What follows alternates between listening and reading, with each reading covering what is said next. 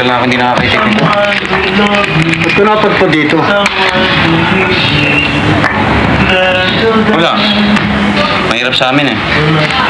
Mangingisda lang ako sa amin. Mas mahirap dito, pare. Masarap dito kung may pera ka. Kung wala, pepo ka.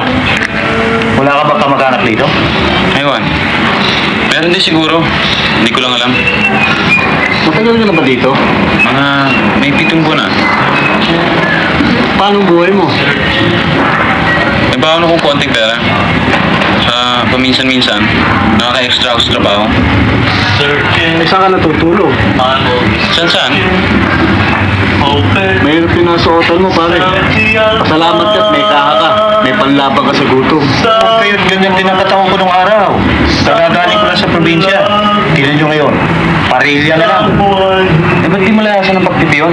Pwesto ko naman sasaksang sarili ko. Uy! Tulog ka naman!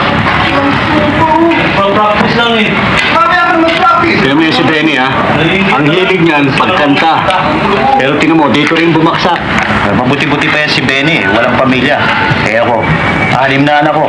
Pati asawa ko. 8 bunganga na. Magkano bigay si Baladia? 7. 42 sa linggo. Yan ay kumpanay-panay ang trabaho.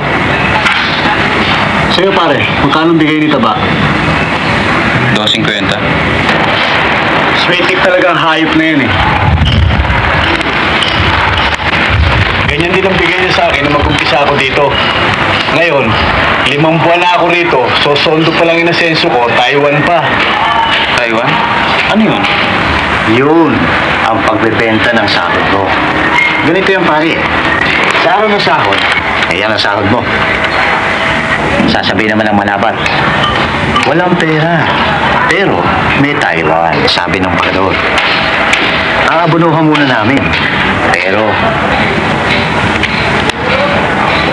may kaltas ng 10%.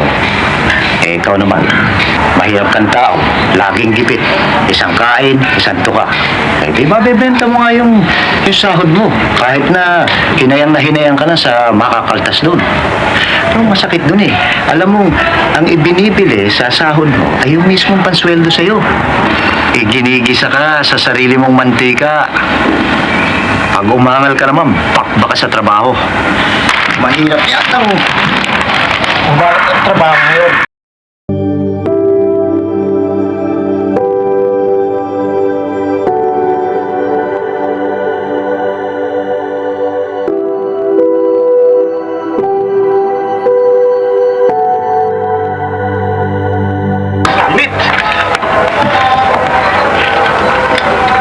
Balang araw, di lang bistik. Aka tayong matitikman ko. Kami sa probinsya, maski paano, akaulang pa rin masarap-sarap. Gago eh, ba't di ka umuwi sa probinsya? Minsan nga, naisip ko. Pero, Kung mangyari sa probinsya, ano gawin mo doon? mag-aaral. Pero sa tuwing maisip ko umuwi ako, di ako matuloy-tuloy. Kaya naisip ko tuloy, mas mabuti pa rito. Oo, dito nga lahat ang hirap, pero dito rin lahat ang sarap. Pero mo, dito meron ka lamang 3 piso, maligaya ka na. Eh, doon sa probinsya. Talaga, dito may kaunting pera ka lang, ang dami mo nang pupuntahan. Ang dami pang babae. Hindi lang yan. Mahirap nga buhay dito. Pero habang nandito ka, laging may posibilidad na baka isang araw maka-jackpot ka. Oo nga, gaya ko. Dito. At sunwerte ako sa pagkanta. Big time ako. Kung suswertein ka, sigurado yan. Eh, sa probinsya, pag pinanganak sa Araro, tiyak. Sa Araro ka na rin mamamatay. Eh, yung bata mo? Lumuwas nga ako rito sa Manila eh. Malaki-laki rin dala ko noon. 137 piso. Pinalugog kong buong Maynila. Pero wala si Ligaya. Pati yata kasulok-sulok ng Maynila eh, narating ko eh. Isang araw, sa Pandakan, nakatuwahan ako ng isang barkada. Buti na lamang di nadali itong diary ko. Dito ko'y tinatago yung sulat sa akin ni Ligaya. Anong ginawa mo? Ano pa nga ba ang gagawin ko? Di naman makakapaghanap yung kumakalam na sikmura. Buti na lamang at nakapagtrabaho ko sa isang construction sa Cubao. Kahit din dito, sa malaking building ang itinatayo dito. Doon, naging kaibigan ko yung si Paul. Kasama ko sa trabaho. Estudyante din yun pare, gaya mo. Di na ikwento ko tuloy kay Paul yung tungkol kay Ligaya. Sabi pa niya, Yung si Mrs. Cruz na yan ay hindi tunay ni Mrs. Cruz.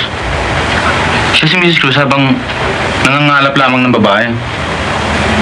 Tapos sabi niya marahil maganda si Ligaya.